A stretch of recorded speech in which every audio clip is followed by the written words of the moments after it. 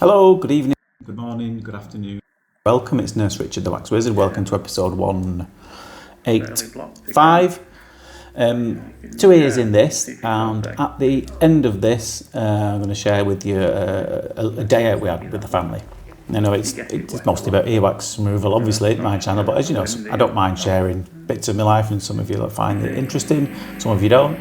If that's fine, then scroll through.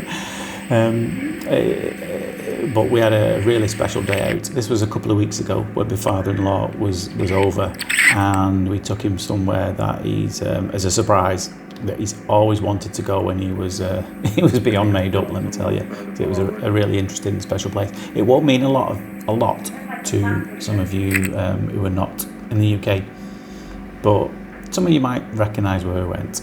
But anyway, that's towards the end of the video, obviously. So there's 2 years in this. And as the first one, you can see now, this lady, it was really soggy and wet, as you can probably already tell. You can probably tell from the soggy wet plug that I just pulled out whether she'd had a bit of irritation, a bit of inflammation, a bit of otitis externa, a water infection, or she just made it really soggy because she could put loads of drops in. I'm not entirely sure, but have a look now. I'm just wobbling about there because I'm readjusting the position of the camera to see a bit better when I'm doing this peel. Really satisfying peel, this. A lot thick dead skin layer, which again may well be a sign that there was something going on in there, but looked all right afterwards. It didn't look particularly red or angry, but it's peeling away all the way down the canal. Can you see that? Really nicely. Now what I'm trying to do there in the vein up, I just tried to see if that other bit there would jump into it, to the tube, but the tube's fully blocked up, unfortunately, so I can't get that other bit so I can peel the whole thing at the same time. Would have been nice, but it didn't happen, so we're just going to go back in again. It's the fine end tube, this, the smaller two, much better for peeling. And again, this bit came away really nicely too. It was a really nice peel. I know there's a lot of fans of peels out there. I peeled it down as far as I thought it was safe to do so. It's not. Oh, I'm trying to grab this. There you go. I'm trying to grab it from the other side there. It's not essential to peel every single bit of skin out of ears like this. Sometimes less is more. So you can see it's come up the tube there. It's pulled that away. Now if this other bit comes away, great. If not, it's really no biggie. So just going to leave it there. That'll work its way out in time anyway. Second one, was it the same patient? Other ear? I think it was, yeah. Sorry, it's been a while since I recorded these. I think it was the same patient, other ear, so not quite as wet and soggy. This one came out a lot easier as well. I forgot to ask if there's anybody. Now I do get quite a lot of questions in the comments about all kinds of things. If there's anything that you do want to ask me, feel free to ask away. Now I might answer them in the next videos, or I'll answer them in the comments, but I'm an open book, me, so ask whatever you want, as long as it's not the numbers for the lottery, or I'm a PIN code to my banking account, then ask away. Feel free. Last one of this, yeah, there's 3 years in this. I thought there was 2, there's 3. Difficult, soggy, black, horrible stuff, this one. It had been well oiled, and I was hoping it'd come away a lot easier than it did, but it proved a bit stubborn, because when I try and get a grip, that particular bit that I've got hold of flies up the tube, so then you've got to let go and go in a little bit deeper and get a better grip again. It's not really staying formed all in one piece, and it kept blocking the tube up. It was a bit difficult, this. Going back to questions though, one of the most common questions I get is, well, it's kind of in 2 parts. How do you end up doing something like this? And secondly, how can I end up doing something like this? I'd love a job like that. First of all, you've got to be a qualified healthcare professional. As some of you know from some of the posts, you can't just be a high street receptionist.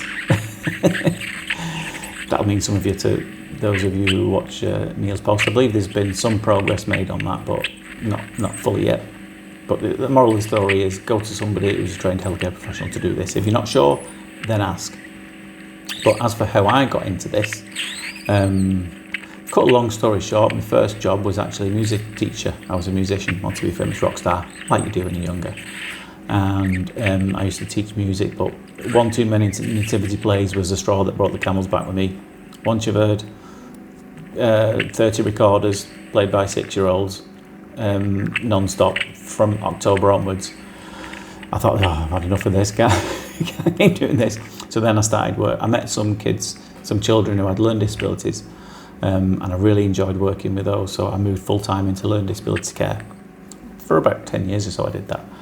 And then that just wore me out. I got completely exhausted because, unfortunately, especially with people who have severe learning disabilities, it was mostly autism, ADHD were the type of disorders that I work with.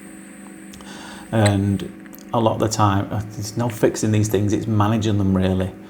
And as rewarding as it was very emotionally and physically draining. So I still wanted to be involved in care on some level, but I wanted to be like a beginning, a middle and an end to the care, you know what I mean, rather than just managing something. So that's when I got into nursing, long time ago. And I was a district nurse by background, and if ever you had it done in public health, it was usually a district nurse who was doing this kind of procedure. Then it became not available in public health, so I thought I'll set up my own, and here we are. Anyway, that's the end of that. Here's our special day out anyway. Now, that's one of the most famous alleys in the world. A lot of you will already know, some of you might not. So we took a stroll down the street, bit of a clue there. My car was a bit dodgy, so I thought we'll go and find a garage, see if we can get our car fixed, and then we went for a burger at the kebab shop. Anybody figured it out yet? And then we went to the pub. That's my missus, my father-in-law, and our Eva pulling a pint. After we went to the pub, I thought we'll go for a bacon butty. Go for a bacon butty in Roy's Rolls.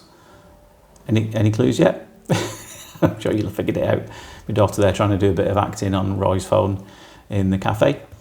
And she thought while she's there, she'll just have a quick knock on Gail's house, see if she's in. She wasn't in.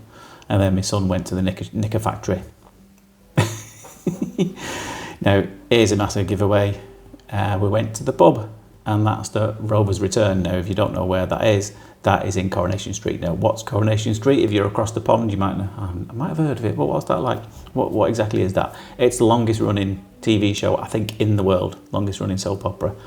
I should have done the research on this, but I think it's at least 60, 70 years, something like that. It's been going for ages, and it's the largest working television or film set in the world. They've actually built these houses.